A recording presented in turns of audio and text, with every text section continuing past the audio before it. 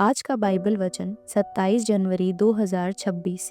यो आकाश और पृथ्वी और उनकी सारी सेना का बनाना समाप्त हो गया और परमेश्वर ने अपना काम जिसे वह करता था 7वें दिन समाप्त किया और उसने अपने किए हुए सारे काम से 7वें दिन विश्राम किया और परमेश्वर ने 7वें दिन को आशीष दी और पवित्र ठहराया क्योंकि उसमें उसने अपनी सृष्टि की रचना के सारे काम से विश्राम लिया।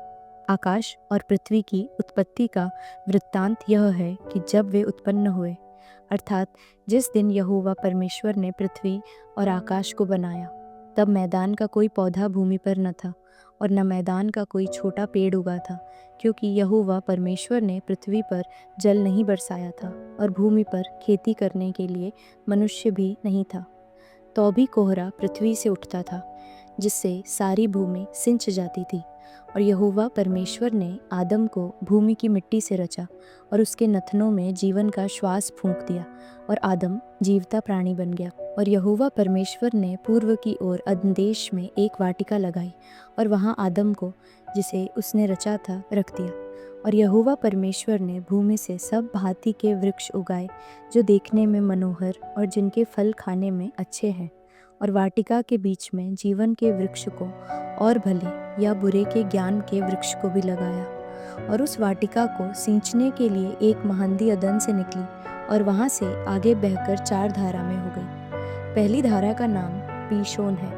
यह वही है जो हवीला नाम के सारे देश को, जहाँ सोना मिलता है, घेरे हुए है। उस देश का सोना चोखा होता है, वहाँ मोती और सुलेमानी पत्थर भी मिलते हैं। और दूसरी नदी का नाम गीहोन है। यह वही है जो कूश के सारे देश को घेरे हुए है। और तीसरी नदी का नाम हिद्देकेल है। यह वही है जो अश्शूर के पूर्व की ओर बहती है। और चौथी नदी का नाम फरात है। तब यहोवा परमेश्वर ने आदम को लेकर अदन की वाटिका में रख दिया कि वह उसमें काम करे और उसकी रक्षा करे। तब यहोवा परमेश्वर ने आदम को यह आज्ञा दी, तू वाटिका के सब वृक्षों का फल बिना खटके खा सकता है, पर भले या बुरे के ज्ञान का जो वृक्ष है, उसका फल तू कभी न खाना, क्योंकि जिस दिन तू उसका फल खाए उसी दिन अवश्य मर जाएगा।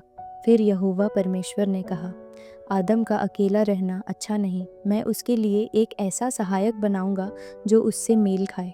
और यहोवा परमेश्वर ने भूमि में से सब जाति के बनेले पशुओं और आकाश के सब भांति के पक्षियों को रचकर आदम के पास ले आया कि देखें कि वह उनका क्या क्या नाम रखता है। और जिस जिस जीवित प्राणी का जो जो नाम आदम ने रखा, वही उसका नाम हो गया।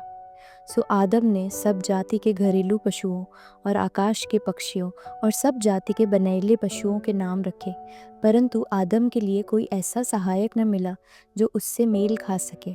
तब यहोवा परमेश्वर ने आदम को भारी नींद में डाल दिया, और जब वह सो गया, तब उसने उसकी एक पसली निकालकर उसकी संति मांस भर दिया। और यहोवा परमेश्वर ने उस पसली को, जो उसने आदम में से निकाली थी, स्त्री बना दिया और उसको आदम के पास ले आया। और आदम ने कहा, अब यह मेरी हड्डियों में की हड्डी और मेरे मांस में का मांस है, सो इसका नाम नारी होगा, क्योंकि यह नर में से निकाली गई है। इस कारण पुरुष अपने माता पिता को छोड़कर अपनी पत्नी से मिला रहेगा और वे एक तन बने रहेंगे। और आदम और उसकी पत्नी दोनों नंगे थे, पर लजाते न थे। प्रार्थना। हे स्वर्गीय पिता, हमें ऐसा हृदय दीजिए जो भलाई करने में कभी न थके। हमें उदार, दयालु और प्रेम से भरपूर बनाइए, ताकि हमारा जीवन आपको प्रसन्न कर सके। आमीन।